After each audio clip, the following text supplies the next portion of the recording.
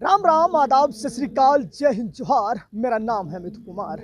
आप देख रहे हैं हमारा खास कार्यक्रम क्या चल रहा है। हम मौजूद हैं राजधानी लखनऊ के इको गार्डन में। यहाँ पर स्वच्छाग्राहियों का प्रदर्शन पिछले 14 दिन से देखने को मिल रहा है। यहाँ पर तमाम वो स्वच्छाग्राही हैं जो अपनी मांग को लेकर बैठे हैं। जिस प्रकार से इनका कहना है कि इनको जब से नियुक्त किया गया है इनको मानदेय नहीं मिला है। जिस प्रकार से प्रधानमंत्री नरेंद्र मोदी की एक महत्वाकांक्षी योजना है स्वच्छ भारत मिशन, इस योजना का संचालन 2018 में किया गया था। और जिस प्रकार से ये कर्मचारी गांव-गांव जाकर लोगों को स्वच्छता के प्रति जागरूक करते थे और गांव को ओडीएफ घोषित करा दिया, लेकिन आज वही कर्मचारी हैं जो अपनी मांग को लेकर इको गार्डन में कड़ाके की ठंड में बैठे हैं।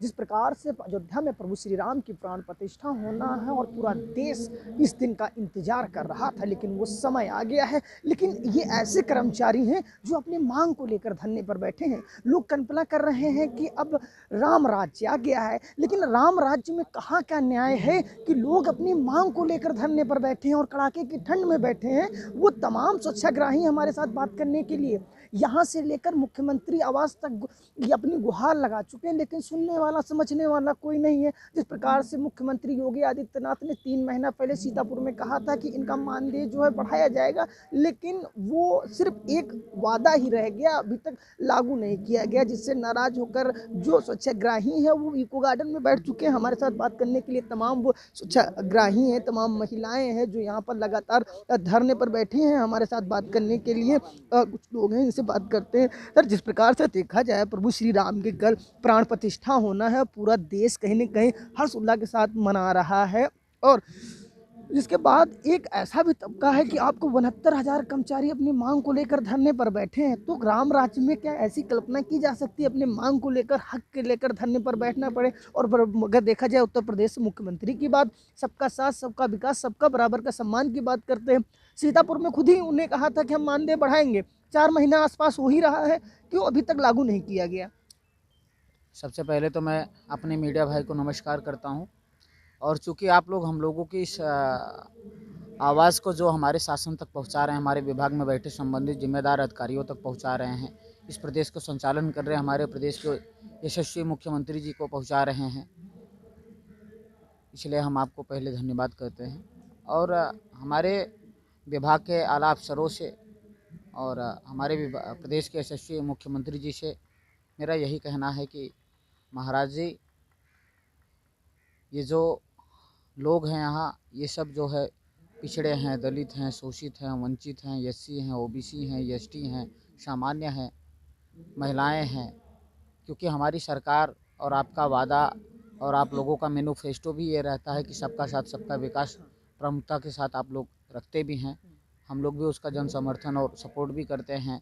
चुनाव में जा करके लोगों को हम लोग जो है डोर टू डोर एडवर्टाइज करके चुनाव देने के लिए, अपना मत देने के लिए उनको प्रेरित भी करते हैं। जैसे स्वच्छता के लिए वॉलंटियर के रूप में प्रेरित करते हैं, वैसे अन्य भी जो शासन आदेश और शासन के अभियान होते हैं उसमें सब में हम सम्मिलित होकर पूरी सहभागिता और तन्मयता के साथ में काम भी करते हैं।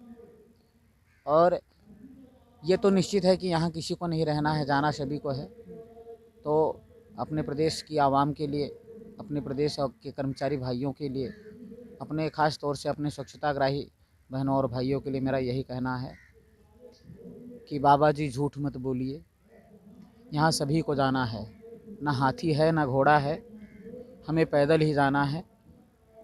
इसलिए हमारे प्रदेश के जो भी 69,000 स्वच्छताग्राही भाई बहन हैं, इन सबके उम्मीदों पर एक बार अपनी दया दृष्टि को आप बरसाइए, जिससे कि इन लोगों का भी कल्याण हो सके और इन्हें ये लगे कि हमने जिस आवाम पर, जिस आवाज़ पर, जिस अपने यशस्वी मुख्यमंत्री पर भरोसा किया था, वह बिल्कुल सत्य, सराहनीय और सार्थक था, और वो सदैव हम लोगों के साथ खड़े रहेंगे हमारे सुख दुख में।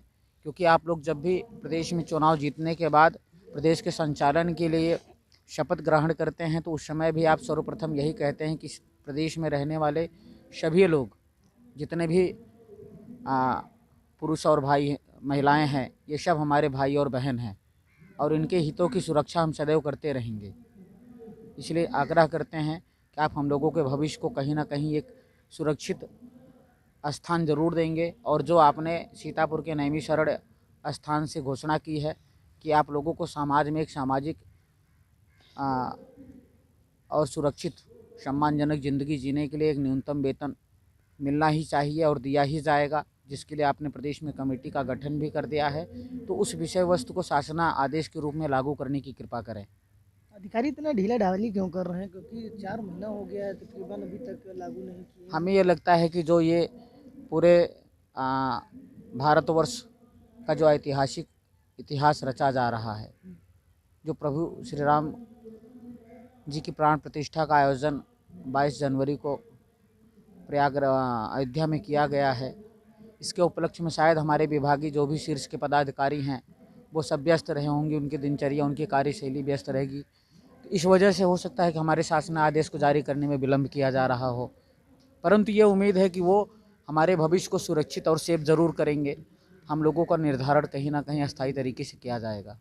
एक इतिहास आपके भी साथ रचा गया था, पैर धोकर सम्मान किया गया था, और आज पैर धोने से लेकर अब यहाँ धरने पर बैठ जाना, इस पर भी तो बड़ा सवाल खड़ा होता है, क्योंकि पीएम ने खुद तमाम कर्मचारियों के पैर धुए थे, सम्मान दिया था, और सम्मान के साथ साथ अब ये कहाँ का सम्मान है कि महिलाएं अपने हक के लिए, न्याय के लिए, जो रात में लोगों को जागरूक करती थी कि स्वच्छता को लेकर जागरूक करती थी, एक कैंपेन चलाती थी, रात में जागती थी, लोगों की गालियां बताती सुनती थी, और आज यहाँ बैठ गए हैं।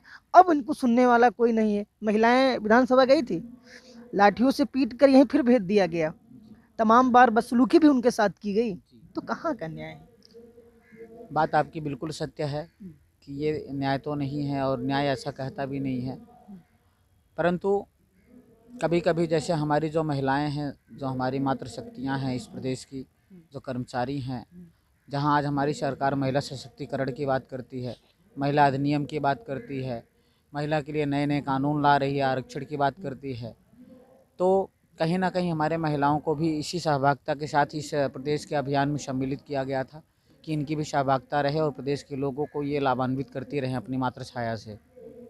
दूसरी बात, जहाँ तक हमारे विभाग के उदासीनता के कारण या बात की जाए, तो कहीं ना कहीं कुछ ना कुछ तो त्रुटियां विभाग में की गई हैं, जिसे छुपाने का प्रयास किया जा रहा है, या वो उजागर ना हो जाए इसलिए ढीला ढाला रवैया अपनाया जा रहा है। इससे यही साबित होता है। परंतु उम्मीद यह है कि अगर आज दूसरी बार भी, क्योंकि 2018 में भी हमारे प्रदेश के यशस्वी मुख्यमंत्री जी ने घोषणा की थी कि लोगों को ग्राम पंचायत में तैनात किया जाए और इनके मनोबल को बढ़ाने के लिए एक मानदेय स्वरूप राशि भी दी जाए अस्थायी तरीके से, लेकिन उस समय भी नहीं विभाग ने लागू किया सीरियस लेकर के। और दोबारा फिर हमारे यशस्वी मुख्यमंत्री जी ने सीतापुर जनपद से 1 अक्टूबर स्वच्छता दिवस के दिन पुनः घोषणा कर दी इन्होंने कि आप लोगों को समाज में सम्मानजनक जीवन जीने के लिए एक मानदेय न्यूनतम वेतन मिलना ही चाहिए, और हम देंगे भी, ये गारंटी भी हमारी है। तो अब उम्मीद यह है कि हम पीछे की बातों में, क्योंकि इतिहास जो है वो सिर्फ सिखाता भी है और कष्ट भी देता है, लेकिन आपने उस इतिहास पे बात नहीं किया जब प्रधानमंत्री ने एक इतिहास रचा था, पैर धो के सम्मान किया था। आप उस सम्मान की बात नहीं कर रहे हैं। प्रधानमंत्री जी ने जो विभाग के, चाहे वो दिल्ली सरकार के चीफ सेक्रेटरी साहब रहे हों, चाहे उत्तर प्रदेश के हमारे चीफ सेक्रेटरी साहब रहे हों, उन्होंने जो एक उन्हें संदेश दिया था हम लोगों का सम्मान और पैर धुल करके प्रयागराज में, उसका आशय यह था कि ये पूरे देश की आवाम के लिए बहुत ही कर्मठ और सुरक्षित सिपाही हैं, तेज तर्रार सिपाही हैं, जिस गंदगी को उठाने की हिम्मत, जिस गंदगी को साफ करने की ताकत आज तक बहुत सारे देश के खाकी और खाद्दर वाले करते रहे और नहीं कर पाए, उस गंदगी को ये सिपाही जो पूरे भारतवर्ष में प्रत्येक जनपदों में, प्रत्येक प्रदेशों में तैनात किए गए और वो कर दिए। उन्होंने सम्मान जो हमारा किया उसका सिर्फ और सिर्फ एक ही संदेश था पूरे प्रदेश के संचालन करने वाले लोगों के लिए कि इन्हें एक सुरक्षित भविष्य आप लोग दीजिए। कहीं ना कहीं उन्होंने गाइडलाइन में मिस गाइडिंग कर दी है। हो सकता है कि वो सुधार कर रहे हों और उन्हें पहले भी करना चाहिए था। यदि पहले नहीं किया तो अब हम लोगों के संदेश से शायद कर लें। क्या उस सम्मान से पेट भर गया था? जाहिर सी बात है कि समाज में पेट सम्मान से नहीं भरता। समाज में पेट जो है, परिवार का पेट जो है वो मेहनत और पैसे से भरता है, वो सम्मान से नहीं भरता। मैं आपको रोज़ सम्मान देता रहूं और एक भी बार भी ना पूछूं कि आपने खाना खाया है कि नहीं, पूरा दिन अगर सम्मान के लिए मैं आपको बैठा के रखूं और शाम को आप भूखे चले जाएं तो दोबारा आप सम्मान लेने नहीं आएंगे। और ना तो मेरा सम्मान ही करेंगे। अब उस सम्मान पे तो ये तो नहीं होगा कि 24 इलेक्शन है फिर अपना सम्मान वहाँ दिखाएंगे। अगर ऐसा कुछ भी रहा तो वो प्रदेश या देश की जो भी आवाम है, जो इस अभियान के साथ जो है एक उम्मीद के साथ जुड़ी थी कि प्रदेश सरकार जो बार बार ये दावा करती है कि सबका साथ सबका विकास, तो कहाँ गया हमारा विकास? कहाँ गया उत्तर प्रदेश के स्वच्छताग्राहियों का विकास? कहाँ गया इनका रोजगार? सवाल तो उस पर भी उठेगा फिर से। रोजगार तो 2018 में आपको दे ही दिया गया था। कौन सा रोजगार? जिस रोजगार के चलते आज कितने परिवार जो है सड़क पर मर गए। कोरोना में वॉलंटियर का काम करते हुए लोगों को वैक्सीनेशन के बारे में जागरूकता फैलाते हुए कितने परिवार जो है मौत के हवाले चले गए। उनको आज तक ना किसी प्रकार की सुख सुविधा मिली, ना तो उनका कहीं नाम आया। कौन सा सम्मान, कौन सा विकास, कौन सा रोजगार? सवाल तो ये भी बनते हैं। परंतु हम इतनी गहराई में नहीं जाएंगे क्योंकि हम राजनीतिक मन से नहीं जुड़े, हम कर्मचारी हैं, तो अपने अधिकार की बात करेंगे। और अगर मुख्यमंत्री जी ने इतने दिनों की हमारे त्याग, तपस्या और सफलता को ध्यान में रख करके और प्रदेश को जो उन्होंने केंद्र में उत्कृष्ट स्थान दिला पाया है, हम लोगों की मेहनत तो उस पर भी खड़ा होता है कि जिस प्रकार से आगामी 24 चुनाव है, इसको देखते हुए मानदेय की बात कर दिए, लागू तो अभी नहीं किए। अब ये तो एक तरफा हो जाएगा 69,000 जो आपके कर्मचारी हैं कि मानदेय अब तो बढ़ेगा ही बढ़ेगा। 24 चुनाव वोट ले लो फिर वादा भूल जाओ, ऐसा भी तो हो सकता साहब है। ये प्रदेश की जनता का और प्रदेश के कर्मचारियों की एकता का सदैव एक इतिहास रहा है कि 10 साल से ज़्यादा कोई भी पूर्ण बहुमत के साथ उत्तर प्रदेश में सरकार नहीं बना पाया है और कितनी सरकारें गिरा भी दी गई यहाँ से। और पूर्वांचल सबसे पहले इसी पे चोट करता है, कहता तो कुछ और है लेकिन अंदर से वोट जो है ना कुछ और कर देता है। ये चाहे आप माननीय नेताजी की सरकार की बात करें तब भी देख लीजिए, माननीय बहन जी की सरकार की बात अगर करेंगे तो उसमें भी यही इतिहास रहा। एक बार उनको पूर्ण बहुमत के साथ बैठाया गया, दूसरी बार जब उनकी क्रिया में कहीं ना कहीं परिवर्तन नज़र आया उत्तर प्रदेश की जनता को, तो एक झटके में उतार दिया। वही स्थिति जो है माननीय नेताजी की सरकार के साथ हुआ। और जाहिर सी बात है कि इस विषय को इन्हें भी ध्यान रखना चाहिए कि अगर इनके क्रियाकलापों में परिवर्तन होता रहा और उस पर कहीं गौर नहीं किया गया या विभाग में जो है लगाम अच्छी नहीं लगाई गई तो परिणाम कुछ भी आ सकता है। बदलाव के लिए तैयार है, ऐसा लग रहा है कि आपकी घुमा के तो बात वहीं जा रही है कि हम बदल डालेंगे अगली बार। क्योंकि वो बदलना वो एक आवाम के हाथ में है, यहाँ के जनता के हाथ में है। नहीं तो क्या आप जनता से अलग अपने आप को समझते हैं? 69,000 संख्या भी बहुत बड़ी होती है, क्योंकि जिस प्रकार से लोगों को आप जागरूक कर सकते हैं स्वच्छता के प्रति, पूरे उत्तर प्रदेश को जागरूक किया था स्वच्छता के प्रति, लेकिन बदलाव के लिए भी तो कर सकते हैं ना। बिल्कुल कर क्योंकि सकते आपको हैं। मानदेय नहीं मिला, सम्मान मिला, और सम्मान तो मुख्यमंत्री ने भी सीतापुर से दे दिया था आपको, हम तो मानदेय बढ़ा देंगे आपका। जैसे हमने कहा ना कि सम्मान से पेट नहीं भरते, सम्मान से किसी के घर नहीं बनते, सम्मान से कोई सड़क पे नहीं चलता। इन सब चीज़ों को संचालित करने के लिए और अपने अंदर और अपने परिवार को या समाज में एक सुरक्षित भविष्य के लिए धन की भी आवश्यकता होती है। यह अलग बात है कि पैसा सब कुछ नहीं है, लेकिन एक महत्वपूर्ण विषय भी है पैसा आज के ज़माने में। और अगर वह नहीं इंसान को मिलेगा या उसके द्वारा किया गया जो भी शासन ने वादा किया है अगर वह नहीं पूरा होता है तो जाहिर सी बात है कि ये जो हमारे 69,000 प्रदेश के भाई बहन हैं, जो पिछड़े भी हैं, शोषित भी हैं, दलित भी हैं, ये सब कहीं ना कहीं बदलाव की दृष्टि पे जो है आकर के एक निर्णय पे बैठ जाएंगे। और जिस तरीके से आज मेरे साथ पूरे प्रदेश के 65 जनपद के लोग अपने अपने घरों से, अपने अपनी ग्राम पंचायतों से निकल करके मेरे एक आह्वान पर आते हैं, जाहिर सी बात है कि हम उसके परिवर्तन के विषय के बारे में भी विचार करेंगे। अच्छा, एक चीज़ बड़ा, जिस प्रकार से उत्तर प्रदेश में ही कर्मचारियों के पैर धोकर एक सम्मान दिया गया था, पैर धोए गए थे, और फिर वही कर्मचारी जब विधानसभा में गए थे मांग को लेकर अपनी, और उन्हीं पैरों पर लाठी मारी गई थी, चोट दी गई थी, तब कैसा लगा था? आप लोगों को बड़ा दुख हुआ होगा कि जो सम्मान प्रधानमंत्री ने दिया, यहाँ पहुँचे अपने हक के लिए, और उन्हीं पैरों में लाठी आज मारी जा रही है। उन लाठियों ने और उन प्रशासन के अत्याचारों ने जो हमारी ये मातृशक्तियाँ अपने अपने गांव देहात से निकल करके अपनी अपनी ग्राम पंचायतों से अपनी शिकायतों को लेकर के, अपने दर्द को लेकर के यहाँ बयां करने आई थी, उन्हें ये नहीं पता था कि हम अपने मांग को लेकर के अगर अपने प्रदेश के जो विभाग के मुखिया हैं एपीसी साहब से मिलने अगर हम वहाँ जाएंगे तो हमें किस तरीके से जाना है। ना जानकारी के अभाव में वो अपना एक जो है, जैसे गांव में एक लोग टोली बना के नहीं चलते हैं, चलिए भाई मिलाया जाए, ठीक है, तो उस उद्देश्य से मिलने गए थे। वहाँ हमारा वहाँ तो अलग ही सम्मान कर दिया गया उनका। ये तो प्रशासन के लोगों को जानना चाहिए था ना, जिसे जो है उत्तर प्रदेश सुरक्षा पुलिस कहा जाता है। यही तो कहा जाता है ना कि हम उत्तर प्रदेश की सुरक्षा करने के लिए प्रदेश के अंदर पुलिस का चयन किया गया है, तो भी तो सुरक्षा कर्मी ही हुए। ये तो उनकी विचार व्यवस्था थी कि लोगों को जो है संगठित करके, एक करके, उन्हें समझा करके और बिना प्रताड़ित किए उनको शांति से भेज देना चाहिए था, या उन्हें तरीका बताना चाहिए था कि अगर आप अपने दर्द को रखने आए हैं तो इस तरीके से नहीं, इस तरीके से रखिए, अगर आपको मिलना है तो चलिए हम मिलवाते हैं। ये तो हमारे शासन में जो प्रदेश में बैठे हमारे मुखिया हैं, उनको विचार करना चाहिए कि अगर कोई गांव देहात से आया हुआ व्यक्ति है और अपनी बात किसी विभाग के अधिकारी से रखने जा रहा है, तो आप उससे बिना पूछे पछोरे उसको, जैसे वो बहुत बड़ा माओवादी और आतंकवादी हो गया, तुरंत आप लाठी चलाने लगे और उसके बाद बंदूक की नोक लगा दे सीने में कि आप कैसे आ गए यहाँ पे। ये शिक्षा तो उन्हें देनी चाहिए, या उनके विभागों को यह जो कोऑर्डिनेट करना चाहिए। क्या पुलिस बेलगाम हो गई है? हाँ बिल्कुल हो गई है, क्यों नहीं हो गई है।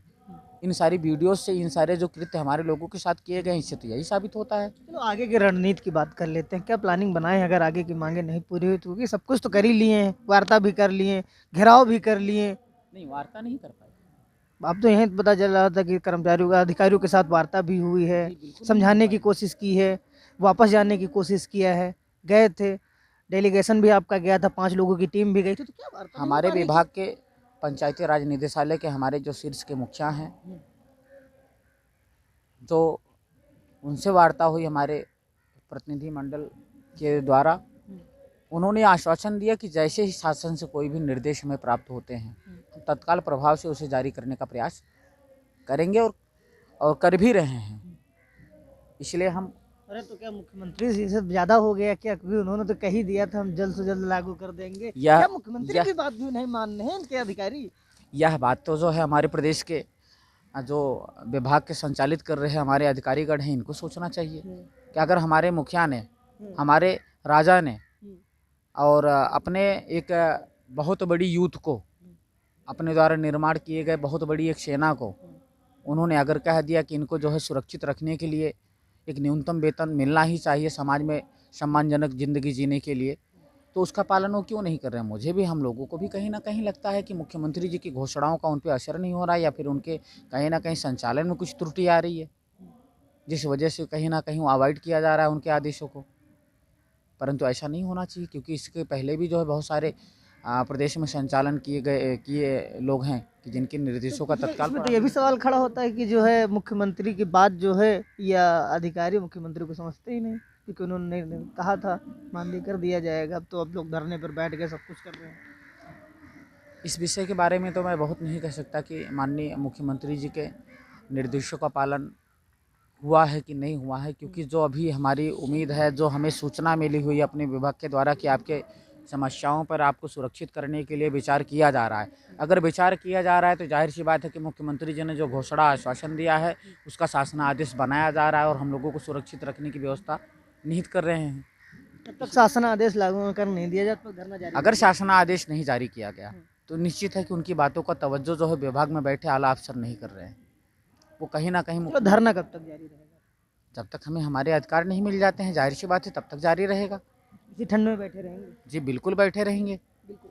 ये स्वच्छाग्रही हैं जिनका साफ तौर पर कहना है कि जब तक शासनादेश लागू नहीं हो जाता तब तक इनका धरना जारी रहेगा। हमारे साथ बात करने के लिए स्वच्छाग्रही महिलाएं भी इनसे बात करते हैं। मैम, आप कहाँ से आई हैं?